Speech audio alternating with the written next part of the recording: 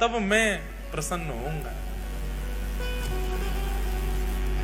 लक्ष्मी जी ने स्वर्ण के थाल में महाप्रसाद को सन्मुख का थाल जिसमें महाप्रभु जगन्नाथ भोग लगाते हैं, वही थाल जगन्नाथ जी के अधुरामृत से युक्त थाल एक बालक का रूप धारण करके माधवदास जी के पास ले जाया गया और माधवदास जी के पास रख करके कहा, बोले कि आप ही माधवदास हैं? स्वर सुनकर के बोले हाँ जी मैं ही हूं।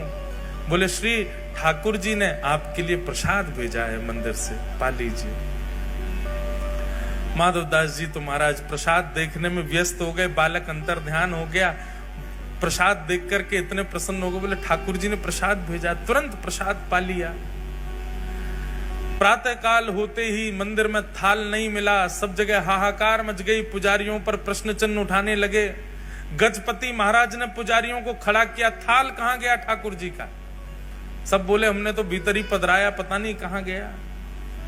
ठाकुर जी ने गजपति राजा को स्वप्न आदेश दिया, बोले चिंता नहीं करो, समुद्र के तट पर माधवदास नाम के भक्त हैं, उनके पास ही वो थाल में नहीं भिजवाया था, क्योंकि वो 3 दिन से अनशन पर बैठे थे।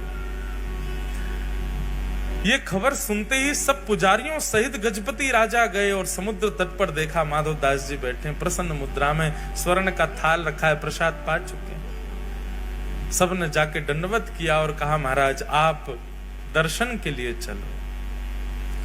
समस्त पुजारी और गजपति राजा माधवदास जी को लेकर के मंदिर में जैसे ही गए, मंदिर में माधवदास जी के प्रवेश करते ही ब्रह्मवेदी पर बैठे श्री जगन्नाथ झूमने लगे, ऐसे आनंदित होने लगे माधवदास को देखते।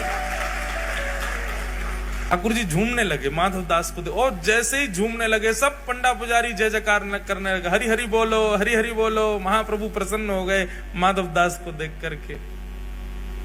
माधवदास जी ने प्रथम दर्शन किया श्री जगन्नाथ जी का। काशी के एक विद्वान उस सब जगह लोगों को हराते रहते थे अपनी विद्वत्ता से।